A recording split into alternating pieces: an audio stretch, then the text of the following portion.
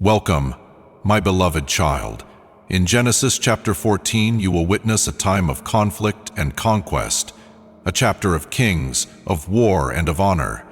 As Abram rises to rescue Lot, you will see a man of faith act with courage and wisdom. You will also meet my priest, Melchizedek, who blesses Abram in my name. Listen closely, for in this story are truths of justice, restraint, and divine favor. Let your heart be open as you listen to my word.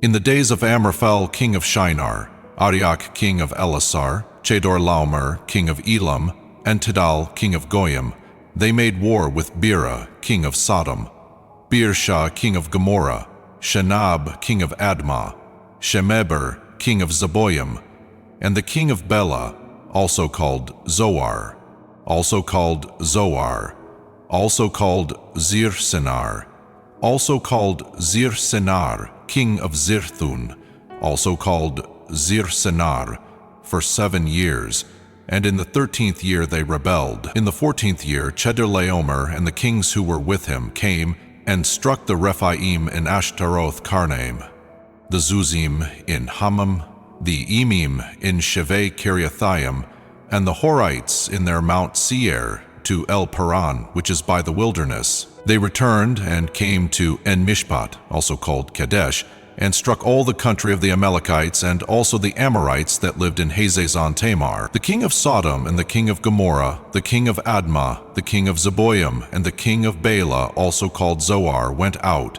and they set the battle in array against them in the valley of Siddim against Chedorlaomer, king of Elam, Tidal, king of Goyim, Amraphel, king of Shinar, and Arioch, king of Elasar. 4 kings against the 5. Now the valley of Siddim was full of tar pits, and the kings of Sodom and Gomorrah fled, and some fell there. Those who remained fled to the hills. They took all the goods of Sodom and Gomorrah and all their food and went their way. They took Lot, Abram's brother's son who lived in Sodom, and his goods, and departed. One who had escaped came and told Abram the Hebrew.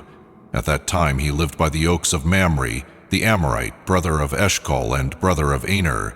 They were allies of Abram. When Abram heard that his relative was taken captive, he led out his 318 trained men, born in his house, and pursued as far as Dan.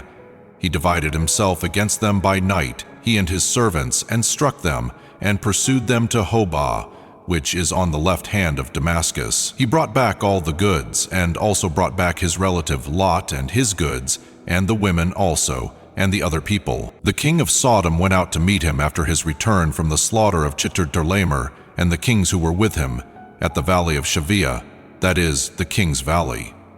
Melchizedek, king of Salem, brought out bread and wine. He was priest of God Most High. He blessed him and said, "Blessed be Abram of God Most High, possessor of heaven and earth. Blessed be God Most High, who has delivered your enemies into your hand." Abram gave him 1/10 of all. The king of Sodom said to Abram, "Give me the people and take the goods for yourself." Abram said to the king of Sodom, "I have lifted up my hand to Yahweh, God Most High, possessor of heaven and earth, that I will not take a thread, nor a sandal strap, nor anything that is yours, lest you should say, 'I have made Abram rich.' I will accept nothing from you except that which the young men have eaten, and the portion of the men who went with me, Aner, Eshcol, and Mamre.